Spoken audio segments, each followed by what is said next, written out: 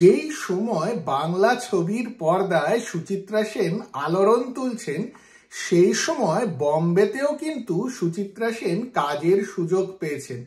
খুব বেশি ছবি করেননি মিসেস সেন, তবে যেই ছবিগুলো করেছেন দর্শকরা আজও সেই ছবিগুলোকে মনে রেখেছেন। আজকের আড্ডা সুচিত্রা সেনের হিন্দি ছবিগুলো নিয়ে। আমি তন্ময়, আশা করি আপনারা সকলে ভালো আছেন। 1955 সালে রিলিজ হয় বিমল রায় পরিচালিত, দিলীপ কুমার, সুচিত্রা সেন আর বৈজয়ন্তী মালা অভিনীত দেবদাস। দেবদাস গল্পটি খুবই জনপ্রিয় একটি গল্প। যেই যুগেই এই গল্পটি নিয়ে ছবি হয়েছে দর্শকদের খুব ভালো লেগেছে। তবে অনেকেই মনে করেন 1955 সালে বিমল রায়ের বানানো দেবদাসই সবচেয়ে শ্রেষ্ঠ দেবদাসের চিত্রায়ন। আজকেও যখন ইন্টারনেটে এই ছবিটিকে দেখি, দিলীপ কুমারের পাশে আমাদের মহানায়িকাকে খুব ভালো লাগে। আপনারা যদি দেবদাস ছবিটি দেখে থাকেন তাহলে আমাকে জানান আপনাদের কিরকম লাগে। সুচিত্রা সেনকে পারোর ভূমিকা একেবারে মানিয়ে যায়। বিমল রায়ের দেবদাস কিন্তু বেশ অথেন্টিক, তাই জন্য বাঙালি পারোকে দেখতে আরো সুন্দর লাগে। সুচিত্রা সেন প্রথম হিন্দি ছবিতেই নিজের জায়গা করে নিয়েছিলেন, তাই জন্য পরে ছবি পেতে ওনার খুব একটা অসুবিধা হয়নি। তবে মিসেস সেন চিরকালই খুবই চুজি, বাংলা সিনেমাই হোক আর হিন্দি সিনেমাই হোক, তাই জন্য উনি খুব একটা বেশি হিন্দি ছবি করেননি দেবদাসের পরে, জনপ্রিয়তা পাওয়া সত্ত্বেও। 1957 সালে সুচিত্রা সেনের দুটো হিন্দি ছবি রিলিজ হয়। ঋষিকেশ মুখার্জির ডিরেক্টোরিয়াল ডেবিউ মুসাফির আর ভারত ভূষণের সঙ্গে চম্পাকলি। মুসাফির ছবিটি ঋষিকেশ মুখার্জির ডিরেক্টোরিয়াল ডেবিউ। গল্পটি লেখা ঋত্বিক ঘটকের। ওই ছবিটি এক্সপেরিমেন্টাল ছবি ছিল, in fact ahead of its time বললেও চলে। তিনটি ছোট গল্প একই সূত্রে বাঁধা। আজকের দিনে এই ধরনের ছবি অনেক হয়, তবে তখন হতো না। ঋষিকেশ মুখার্জি এত সুন্দরভাবে ছবিটিকে স্ট্রাকচার দিয়েছিলেন যে আজকেও যখন ইউটিউবে ছবিটি দেখি তখন বেশ ভালো লাগে।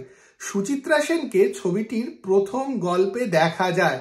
এই যে বললাম মিসেস সেন খুব ইউনিক সব স্ক্রিপ্ট সিলেক্ট করতেন, সেই জন্যই হয়তো মুসাফির সিলেক্ট করেছিলেন। মুসাফির ছবিটিতে কিশোর কুমার আর অন্য একটি গল্পে দিলীপ কুমারও ছিলেন। ইনফ্যাক্ট কিশোরের গলায় খুব ভালো একটা গান আছে, তবে সুচিত্রা সেনের যে সেগমেন্টটা সেইখানে কিন্তু কিশোর নেই। আপনারা যদি মুসাফির ছবিটি দেখে থাকেন তাহলে আমাকে জানান আপনাদের কিরকম লেগেছে। 1950-এর দশকে बैजू बावरा ছবি করে ভারত ভূষণ বিরাট বড় সুপারস্টার হয়ে যান।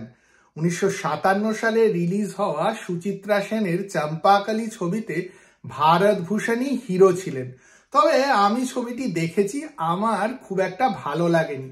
বেশ ওভার ড্রামাটাইজড একটি গল্প আর লাভ স্টোরি বললেই চলে।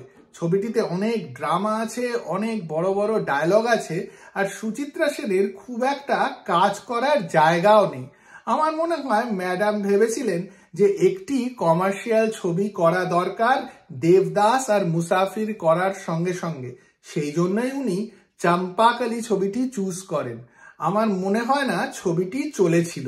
60 সালে সুচিত্রা সেনের দুটো হিন্দি ছবি রিলিজ হয় দেব আনন্দের সঙ্গে, সরহদ আর বোম্বাই কা বাবু। সরহদ ছবিটা অতটা চলেনি, তবে সরহদ ছবিটা কিন্তু বেশ ভালো একটা ছবি।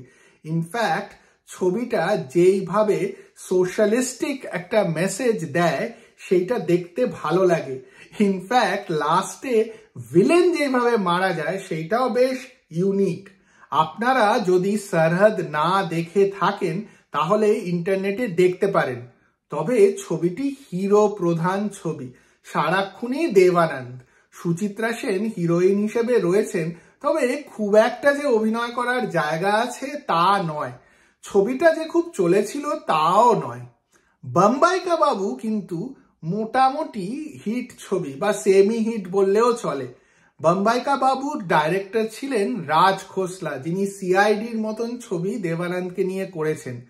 শোনা যায় যে বম্বাই কা বাবুর জন্য প্রথম হিরোইন ছিলেন মধুবালা, তবে শরীর খারাপের জন্য করতে পারেননি।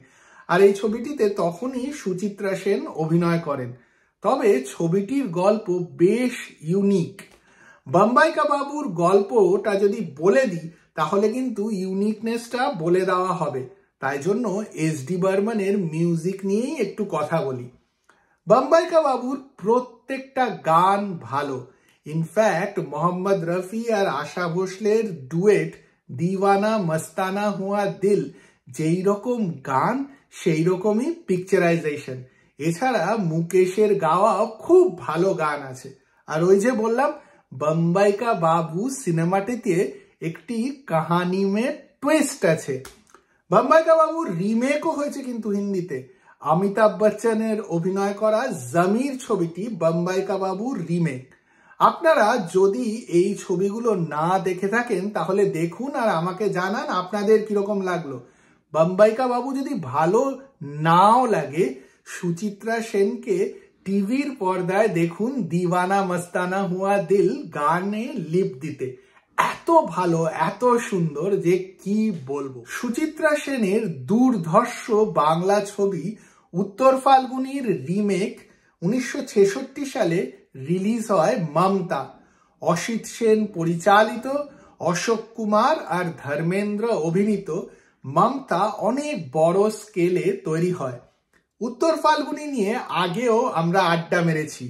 মমতা যদি দেখেন তাহলে কিন্তু উত্তর ফাল্গুনি দেখলেও আপনাদের মমতা ভালো লাগবে। এত সুন্দর একটা সিনেমা, এত দারুণ অভিনয় খুব কমই দেখা যায়। খুব কম ক্ষেত্রেই রিমেকও যে ইকুয়ালি ভালো হতে পারে তা কিন্তু আমরা দেখি না। তবে মমতা এমনই একটা ছবি যে অরিজিনাল আর রিমেক দুটোই ভালো লাগে। মমতা ভালো লাগার আরেকটা কারণ হলো রোশনের মিউজিক। প্রত্যেকটা গান দারুণ, একেবারে যাকে বলে অ্যাবসলিউটলি ফ্যাবুলাস। ছুপা লো দিল মে, রহে না রহে হাম, প্রত্যেকটা গান আজকের দিনে শুনলেও মনকে ছুঁয়ে যায়। আর ধর্মেন্দ্র আর সুচিত্রা সেনের কেমিস্ট্রিও অসাধারণ। মমতা আর উত্তর ফাল্গুনির মধ্যে কোনটা ভালো এই নিয়ে ডিবেট করে লাভ নেই, দুটোই দারুণ সিনেমা। আর যদি মমতা দেখে না থাকেন তাহলে একদম ওয়েট করবেন না, দেখে ফেলুন। আঁধি ছবি নিয়ে আগেও আড্ডা মেরেছি।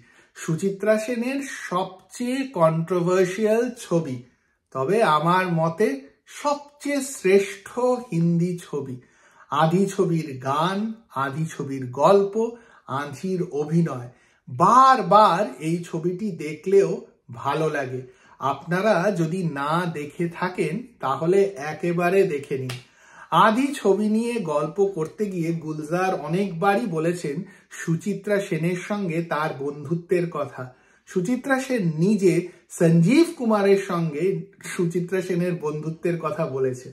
আঁধি নিয়ে যে আড্ডাটা মেরেছিলাম সেখানে বলেছিলাম যে গুলজারের সঙ্গে সুচিত্রা সেনের আগেও কাজ করার কথা ছিল আঁধির আগে, তবে হয়ে ওঠেনি। তবে ফাইনালি ওরা যখন কোলাবোরেট করেছেন আঁধির মতন ছবি আমাদের উপহার দিয়েছেন। সত্যি কি ভালো ভালো গান আর কি ইউনিক একটা ছবি। আপনাদের সবচেয়ে প্রিয় সুচিত্রা সেনের হিন্দি ছবি কোনটি, বা এই যে ছবিগুলো বললাম তার মধ্যে থেকে সবচেয়ে প্রিয় গান কোনটি, আপনারা কমেন্ট বক্সে জানান। আর যদি এই ভিডিও ভালো লাগে তাহলে শেয়ার আর লাইক করতে একদম ভুলবেন না। আর চ্যানেলটিকে ভালো লাগলে চ্যানেলটিকেও সাবস্ক্রাইব করুন।